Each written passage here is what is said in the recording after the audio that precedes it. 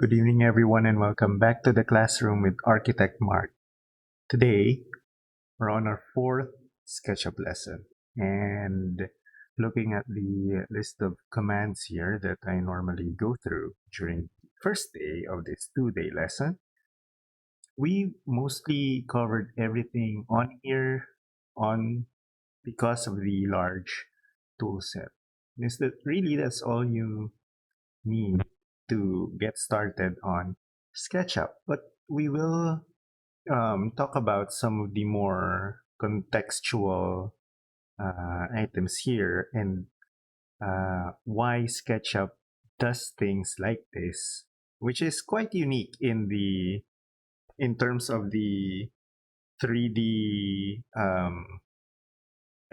programs of other 3D programs.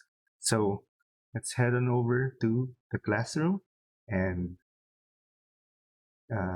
check out what it's all about. Okay, so my toolbar appears when I click on it. Okay, so we have our timer and let's start it now. All right, first off, I want to uh, show you guys how to get out of moving the axis, because we did this last time and I told you that we will return to it to learn how to put it back in the origin, basically. So let's move the axis here, just some arbitrary movement. So right now our axis is off the origin. And if you want to return that, you just hover over one of the axes, right click on it, and then say reset. Okay, that automatically moves it back to the origin. And most of SketchUp's inner workings are found within the contextual menu, which is the right click. One of them is the reverse face, which is important when you're defining your model and how it will look like. For example, in some programs, you would want the front face to be inside. So let's do it. Okay. Let's do it with this. SketchUp also uses the like AutoCAD, the selection rule that if you go to the right, you select only the things that you get inside of the box. And if you select to the left, you get everything that is hit by your box. So to the right, I'm holding down my left mouse button here. So we only select that. So right now, our selection is five five entities already. And this plane, 1, this edge, 2, this edge, 3, this edge, 4, and then this edge, 5. So that's a total of 5 items that we have selected right now. And if we go to the left, okay, even though we have the things were obscured, we still were able to select it. So right now, let's count how many we have actually selected. So we have 5 here up top. The outer edges here are 6, 7, 8, 9, and then faces 10, 11, 12, 13. So right now we have 13 items selected. And we can just shift select to either, when you hold shift down, the computer determines if you want to add or remove a selection. So if you've already selected it, if you click it, it becomes deselected. If it's not selected and you click it, it becomes selected. And if you just want to add things, you can control to just keep adding, and then control shift will be subtract it. Okay, Control Shift subtract, uh, Control add.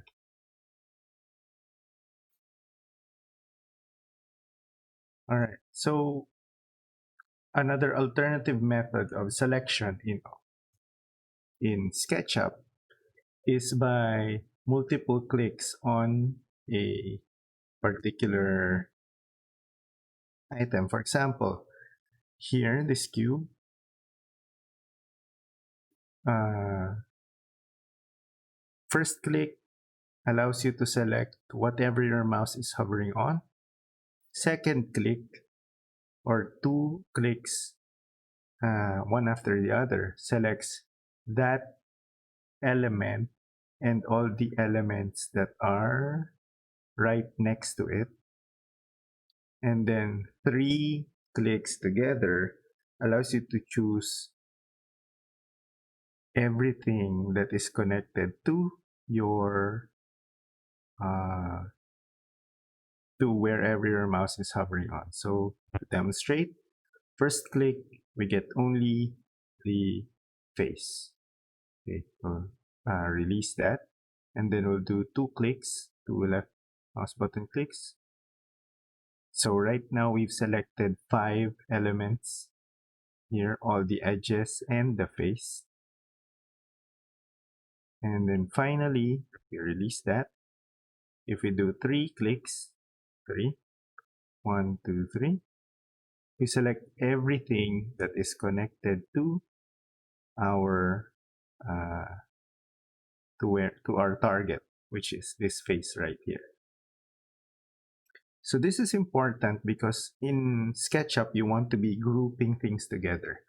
I did not believe this at first because I came from a different modeling program, which is Max and everything else that Autodesk offers. And they don't necessarily use this.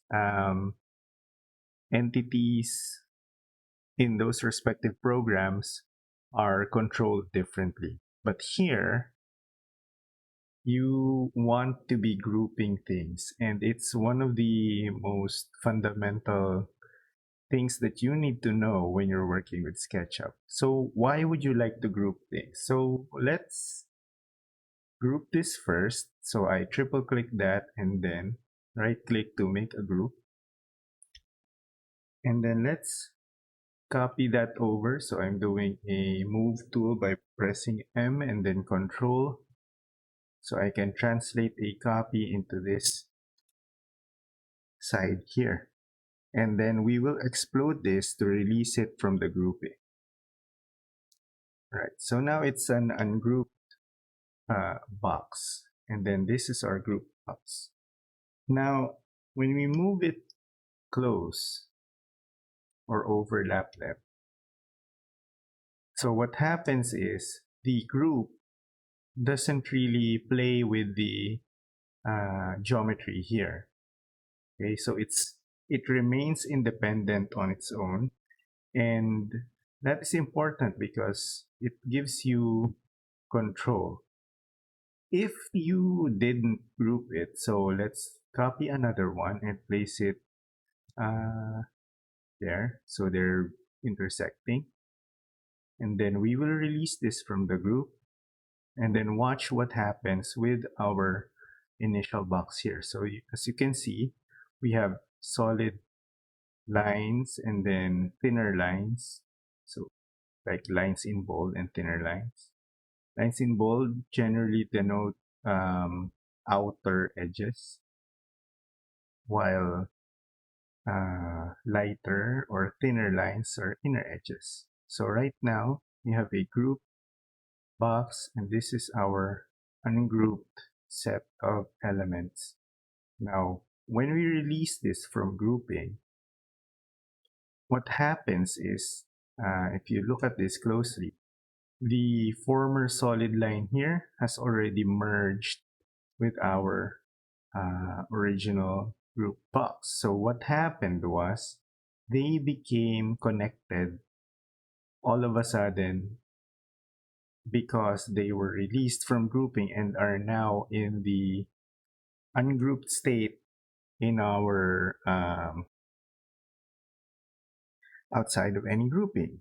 And what happens with that is they immediately this interaction with one another is instantaneous. And if you try to move, like for example, you want to move this element here, it already affects all of the connected geometry.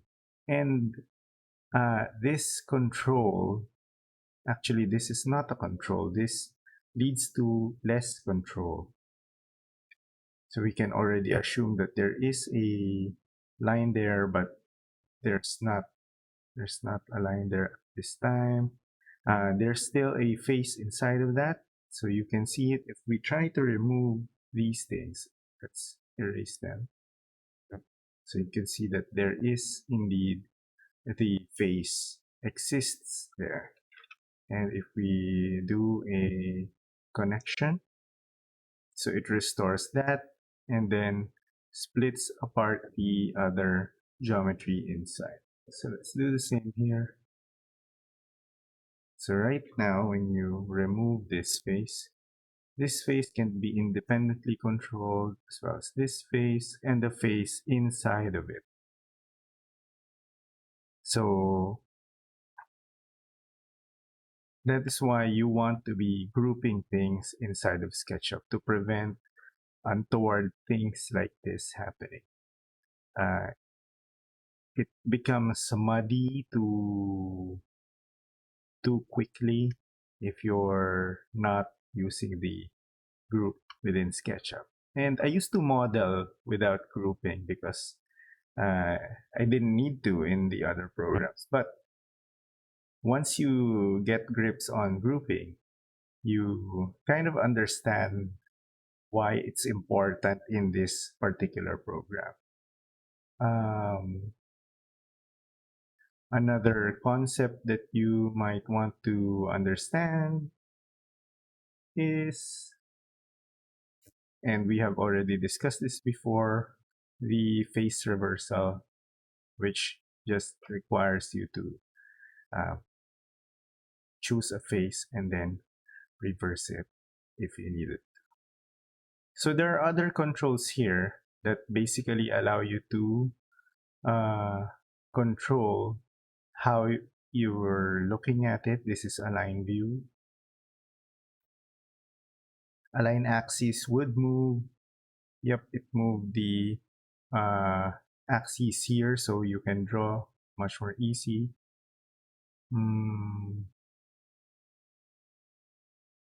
What does that do?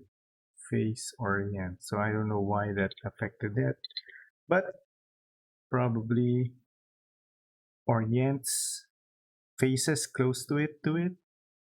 Not sure why you would want to do that.